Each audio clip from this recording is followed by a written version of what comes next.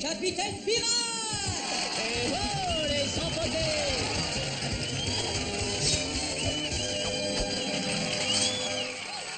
Bienvenue à Alors on veut devenir pirate. Ma mission est de vous donner toute l'aide et les conseils nécessaires pour devenir une fringante mais sensible terreur des hautes mers. Alors commençons sans plus attendre.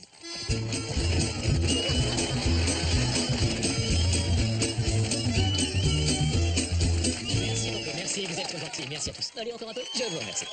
C'est bon, merci à tous. Mais attendez, quelle est cette gracieuse créature céleste que je vois approcher?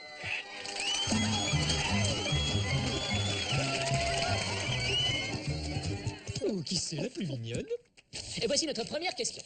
Rupert, pirate en herbe de Melbourne, nous écrit: Cher capitaine pirate, j'ai une piètre mémoire et j'oublie toujours où j'enterre mon trésor. C'est une catastrophe. Avez-vous une solution? Ne t'inquiète pas, Rupert, ça arrive aux meilleurs d'entre nous. Ce qui t'aiderait, c'est d'avoir une carte. J'essaie d'avoir toutes mes cartes au trésor tatouées sur mon ventre pour être sûr de ne pas les perdre. Et pour démontrer l'utilité d'avoir une carte, j'ai envoyé le pirate au foulard à la recherche du trésor. Voyons comment il s'en sort. Si je me fie à cette carte, il doit être enterré quelque part. Par ici.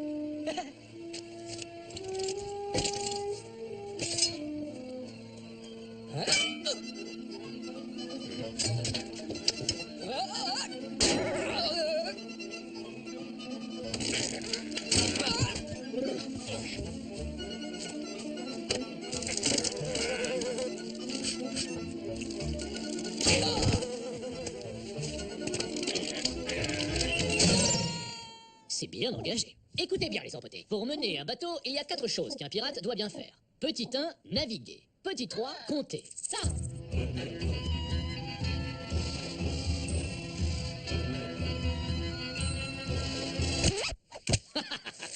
Et la dernière des choses, et non la moindre, petit 2, mesurer le vent.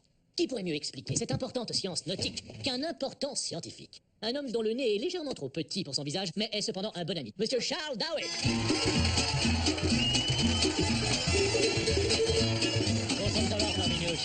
Merci, capitaine. Donc, le vent. Capricieuse matière, invisible, intangible et inodore. Sauf quand Monsieur Bobo mange du chou de Bruxelles. Et pourtant, le vent peut vous ôter votre chapeau. Oui, certes, le vent fut longtemps un des mystères de Mère Nature, mais il existe aujourd'hui un assez réjouissant système pour le caractériser, une échelle créée par un confrère du club de sciences d'Eastchean, mon ami Monsieur Francis Beaufort. Il y a un problème? Le vent, voyez-vous, n'est rien de plus qu'une masse d'air se déplaçant entre... Capitaine! Prends ça, vermine! Quoi? Pardon, Charlie, une vrillette. Une vrillette? Oui, c'est ça, un stégobium paniceum, l'ennemi juré des biscuits et du pain. Ne craignez rien, j'ai eu le monstre. Alors, la vitesse du vent. Comme je le disais, ce que Beaufort a créé, c'est une toute nouvelle... Oui, je t'arrête tout de suite. Je savais que tu pourrais être un rien assommant, donc j'avais prévu qu'au lieu d'un discours, tu nous ferais une démonstration de l'échelle de machin en direct dans ce studio. Une démonstration? Je ne suis pas sûr de bien vous suivre. Au boulot, Charlie. Eh bien, l'échelle de Beaufort est divisée en plusieurs types de vents. Oui, par exemple, un vent de force 2 est une légère brise. Oui, un peu dans ce genre-là. Alors qu'un vent de force 4, une jolie brise est vraiment assez perceptible. Oh, pas si vite, fripouille à 6 pattes. C'est certainement un vent de force 6.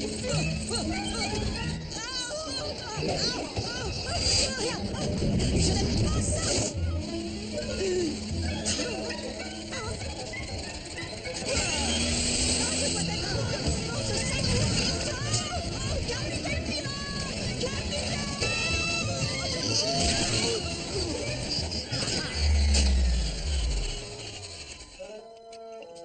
Charles? Charles? Ah, eh oh! Et on applaudit très fort Charles Darwin. Allons voir où en est cette canaille à foulard.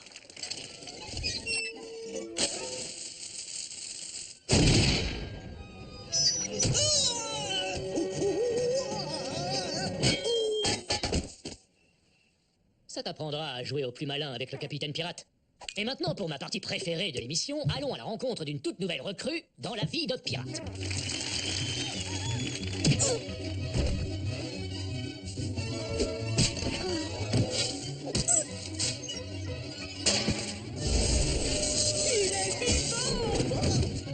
C'est ainsi que Ah ah! Félicitations, malheureuse gamine. Tu viens d'être méticuleusement sélectionnée pour rejoindre mon équipage de pirates. Oh, fantastique! Quoi? Tu n'es pas terrifiée? Tu sais, d'habitude, les nouvelles recrues sont terrifiées. C'est vrai, toute une vie partagée entre monstres et barbarie. Ça doit être un petit peu terrifiant, non? Non, j'adore les monstres et la barbarie. Et j'ai toujours voulu voyager. Oh! C'est vous sur la photo? Ma mère avait une barbe comme la vôtre. Quoi? Oui, alors je ne suis pas sûr que vous saisissiez réellement dans quoi vous... Regardez-moi ça. Remettez... J'adore les longs trucs qui font pas. C'est trop mignon. J'ai une proposition à vous faire. Ça vous dirait de visiter un authentique canon de pirate de l'intérieur? Waouh, fantastique. On y est. C'est l'heure de notre... dîner qui fait peur. Bienvenue dans la cambuse avec moi, le pirate à la goutte. Et moi, le pirate albinos. Aujourd'hui, nous allons vous montrer comment cuisiner le calamar colossal à la sauce citronnée. Tout ce qu'il vous faut, c'est un citron mûr et un calamar colossal. J'ai dit un calamar colossal.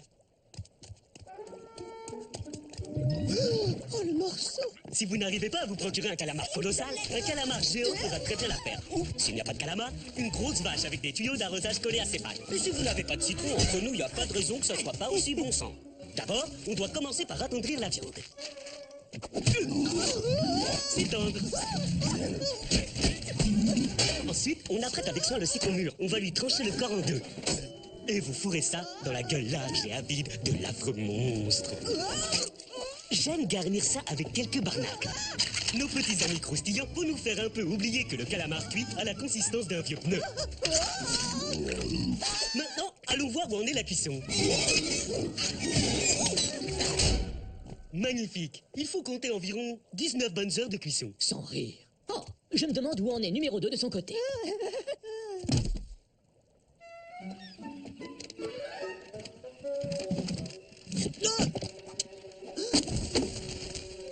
Oh!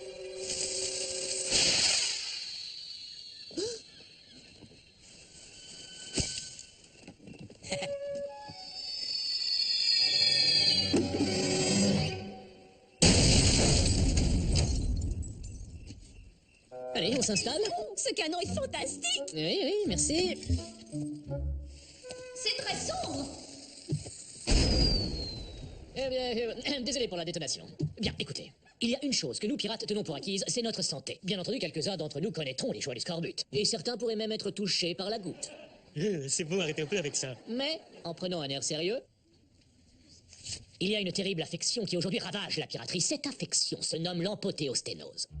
Comme Batman ou le requin marteau, cette maladie frappe d'un coup, sans prévenir.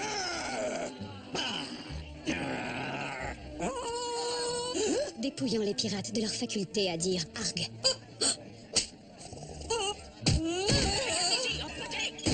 Les conséquences sont des plus dramatiques. Longtemps d'avancer le mal incurable, mais un homme, un visionnaire, a fait renaître l'espoir. Ses méthodes sont cependant peu orthodoxes.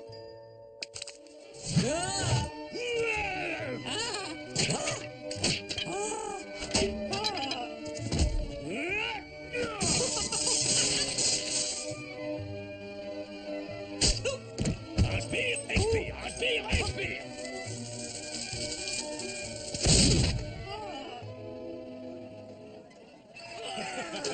Même qu'on lui a tranché la langue.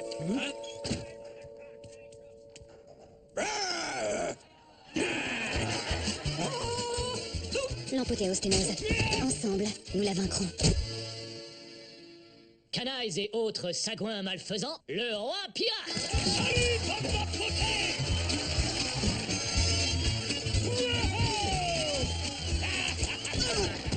Un film particulièrement touchant, roi pirate. C'est formidable de faire des pieds et des mains pour tendre la main à ces pauvres bougres. Tu veux que je te dise, hein? J'aime surtout une chose, le hurlement. Oui, ça je confirme, tu es un excellent hurleur. Et donc peut-être qu'il y a quelque chose que tu adores hurler. Pas Sabarnak! Pas Sabarnak! Je pourrais hurler ça toute la journée.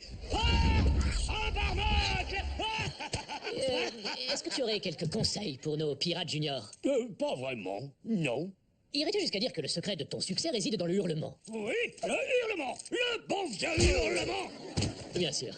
Beaucoup de monde voudraient mettre mon succès sur le compte de ma barbe luxuriante. Mais saurais-tu dire d'où ma célèbre barbe tire son propre succès? Les chansons? Bien tenté, mais c'est autre chose. En fait, elle doit tout à ceci. Fait à base de vraie graisse d'ours brun, c'est mon fameux gel, le gel pour barbe du capitaine pirate. Roi pirate, on ose faire un essai? Pourquoi pas?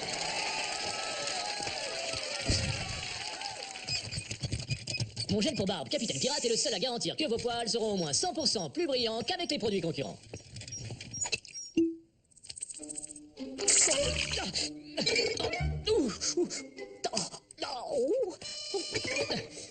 Oui, vous qui rêvez de devenir pirate un jour, je crois que je ne répéterai jamais assez à quel point l'entretien de la barbe est une chose essentielle. Maintenant, on doit laisser reposer un peu le temps que ça agisse. Alors, allons voir comment il se débrouille en cuisine. Les garçons, vous êtes sûrs que vous l'avez mis dans le four?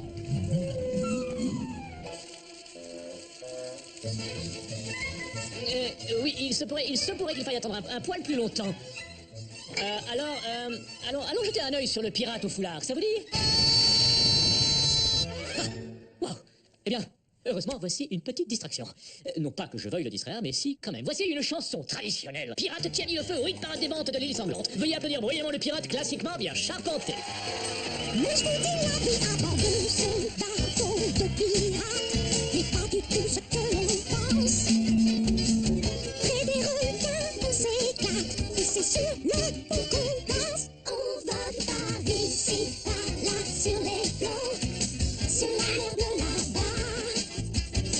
On peut jamais revenir sur le pas, c'est du pirate et pour moi. Sur les roues de la loi, les pirates proclament sans embâche qu'embaucher son prochain sera mentionné par le tatouage. On vogue par ici, par là, sur les flots, sur la mer de là-bas. Pleine mer. C'est du pirate et pour moi.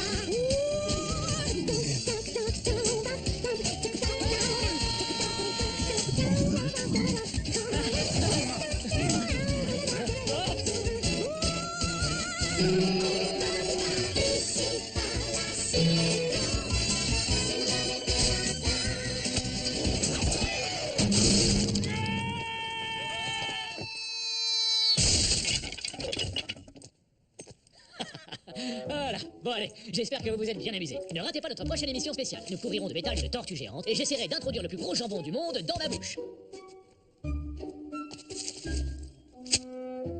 non, c'est pas vrai.